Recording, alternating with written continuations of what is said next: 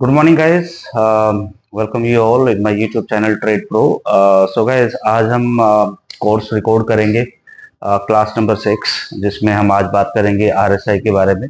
Last time हमने ATR के बारे में बात की थी। ATR का आपको कॉन्सेप्ट बताया था और कैसे इसको यूज कर सकते हैं वो हमने बताया था। तो आज एक बहुत इंपॉर्टेंट टॉपिक है RSI, जो कि एक मोमेंटम इंडिकेटर है। तो उसका इस्तेमाल बहुत सारे ट्रेडर अपनी ट्रेडिंग में करते हैं। हम खुद उसको यूज करते हैं, बट लेट्स सी कि आरएसआई होता क्या है और बेसिकली यूज कैसे करना है। बिकॉज हर कोई ट्रेडर, हर कोई इन्वेस्टर उसको अलग अलग तरीके से यूज करता है। बट दिस इज गिवन कि ये इंडिकेटर आपका जो ट्रेडिंग स्ट्रेटेजी में बहुत काम आता है। तो आरएसआई की अगर हम बात करते हैं तो RSI stands for relative strength index. Now when we say relative strength, which simply means कि आपका जो ट्रेंड है, कोई भी अप ट्रेंड है, डाउन ट्रेंड है या फिर साइडवेज मार्केट है, तो उसका जो ट्रेंड है वो कितना स्ट्रॉन्ग है, उस ट्रेंड में कितनी स्ट्रेंथ है, ये चीज बताता है आपको रिलेटिव स्ट्रेंथ इंडेक्स। इसको लगाने के लिए आपको सिर्फ इंडिकेटर में जाना है। कोई भी चार्टिंग आप सॉफ्टवेयर यूज करते हो, आपको इंडिकेटर में जाना है और आरएसआई प्लॉट कर लेना है। अब इसके लिए मैं आपको कुछ चीजें, जो बेसिक चीजें हैं, वो मैं बताने की कोशिश करूंगा। सबसे पहला तो इसकी जो वैल्यूज होती हैं, इसकी वैल्यूज 0 से 100 होती है, बट एक जो जोन है जो ऑटोमेटिकली कलर होके आता है, वो कहीं ना कहीं 30 से 70 की रेंज होती है। तो बेसिकली 30 के नीचे बहुत कम पॉसिबिलिटी रहती है कि कोई भी मार्केट का आरएसआई जाए, और 70 के ऊपर जो परसेंटेज में अगर देखें तो वो कम परसेंटेज होती है कि उसके ऊपर ट्रेड करे। बट बेसिकली इसको यूज करने का अलग अलग तरीके, जैसे मैंने बताया। तो सही तरीका एक ये भी है कि अगर किसी भी इंडेक्स का या स्टॉक का जो आरएसआई है, जिस भी टाइम फ्रेम पे आप देख रहे हो, अगर वो 60 के ऊपर है, 70 आपका बहुत ज्यादा हो जाता है, बट अगर 60 के ऊपर भी है तो आप बोलते हो कि मोमेंटम स्ट्रांग है। 70 के ऊपर और मोमेंटम स्ट्रांग हो जाता है। और अगर 40 के नीचे है, अब क्योंकि नीचे इन्होंने 30 का हमें बेसिक सेटिंग मिलता है, बट हम बोलते हैं कि 40 के अगर नीचे है तो वो जो है वो बियरिश है इंडेक्स के लिए या उस स्टॉक के लिए।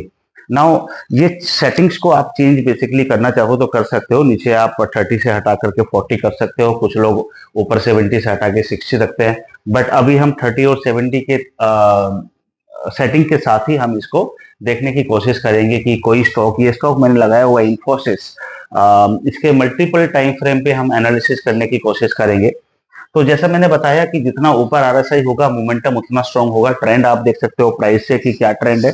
हम यहाँ पे प्राइस से ट्रेंड देख पा रहे हैं कि अप ट्रेंड है।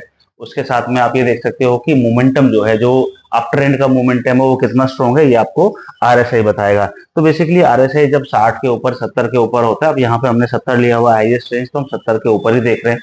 तो 70 के ऊपर जब होता है आरएसआई, तो आपको अच्छा खासा मोमेंटम उसके अंदर मिलता है। और यहाँ पे हम वही देख रहे हैं। अगर आप यहाँ पे नोटिस करो कि ये 70 के ऊपर आपको एक रेंज यहाँ से लेके और यहाँ तक, मतलब अगर आप बोलो यहाँ से लेकर के और यहाँ तक, ये 70 के ऊपर रहा है इस प्राइस रेंज में।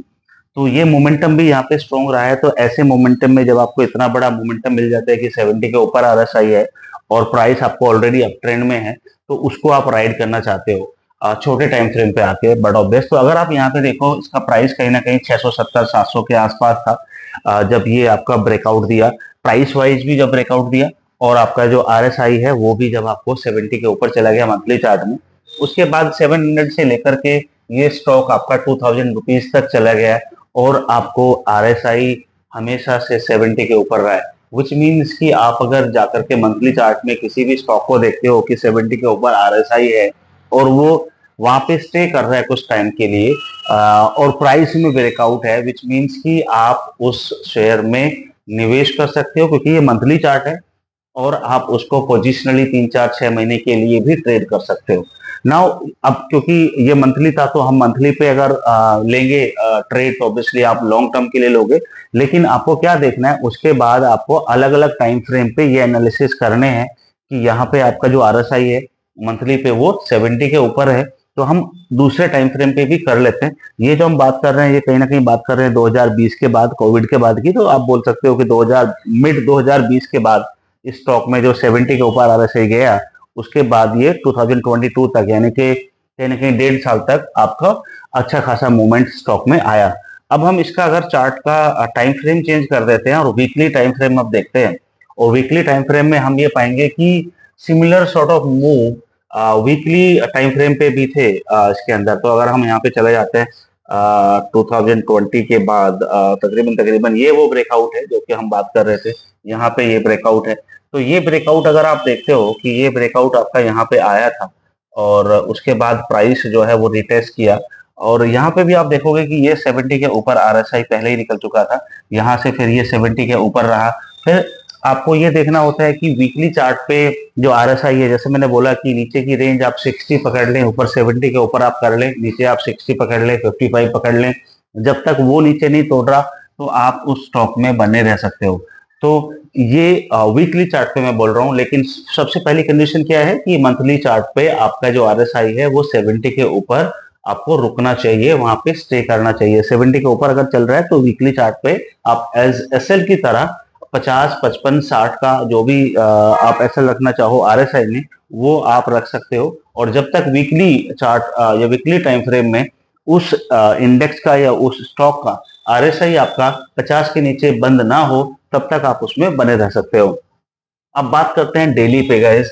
तो डेली पे आपको क्या देखना होता है, क्योंकि डेली पे जो मूव्स हैं वॉलेटिलिटी हाई रहती है, तो कभी आपको वो 40 के आसपास भी दिख सकता है, 50 के आसपास भी दिख सकता है, 30 के आसपास भी जा सकता है आरएसआई। लेकिन क्योंकि आप बड़े टाइम फ्रेम पे एनालिसिस कर चुके हो, आपने बड़े टाइम फ्रेम पे देख लिया कि मंथली में 70 के ऊपर है, वहां पे स्टे कर रहा है, वीकली में आपने देख लिया कि 50 के नीचे नहीं जा रहा है, तो डेली में आपको अपॉर्चुनिटीज मिल जाती हैं बाई करने की। अगर किसी से रैली छूट भी गई है और वो दोबारा से चाहता है कि दोबारा से उसको मौका मिल जाए उस स्टॉक में, तो वीकली पे जब जब आरएसआई 40 के आसपास आता है तो आप उसको बाय दोबारा से कर सकते हो। बट जैसे मैंने बोला, ये चीज ध्यान रखने की है कि आपको मंथली और वीकली जो सेटअप है आरएसआई का, वो सेटअप आपके हिसाब से होना चाहिए कि आपका जो मंथली है वो 70 के ऊपर स्टे करना चाहिए और जो वीकली है वो 50 के नीचे नहीं आना चाहिए। तो ये चीजें आपको कहीं ना कहीं देखनी होगी, और अगर ये सब चीजें फुलफिल होती है तो आप उसको उस तरीके से ट्रेड कर सकते हो। तो आप देख रहे हो कि यहाँ पे भी अभी डेली चार्ट पे आपको ये आरएसआई जो है वो 25-20 के आसपास भी चला गया था डेली चार्ट पे जब ये गैप डाउन ओपनिंग थी आई थिंक 2023 में।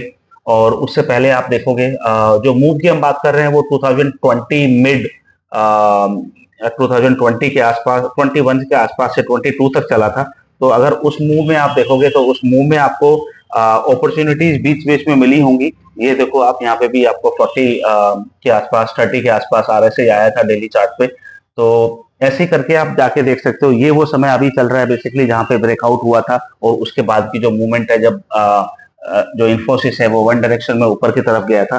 तो यहाँ पे अगर आप देखोगे इवन डेली चार्ट पे भी आपको बीच बीच में कभी 40-50 के आसपास आया है, 50 तक, 40 पे भी आया है एक दो बार। तो वो आपको दोबारा से मौका दिया है कि ठीक है आप यहाँ पे इस स्टॉक को दोबारा से एंट्री इसमें कर सकते हो। जैसे यहाँ पे आप देखते हो कि यहाँ पे कहीं ना कहीं वो 40 के आसपास आया है, यहाँ पे 40 के आसपास आया है।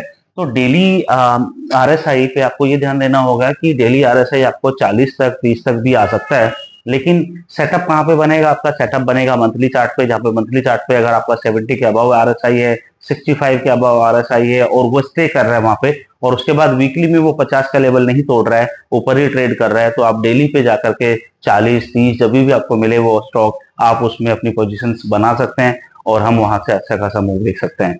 तो ये था गाइज आरएसआई के बारे में, relative strength index.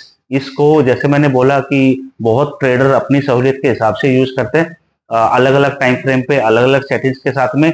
But basic settings के साथ में भी अगर आप यूज करते हो और बड़े चार्ट फ्रेम पे आप यूज करते हो, तो आप इन्वेस्टमेंट के लिए भी इसका अच्छा इस्तेमाल कर सकते हो।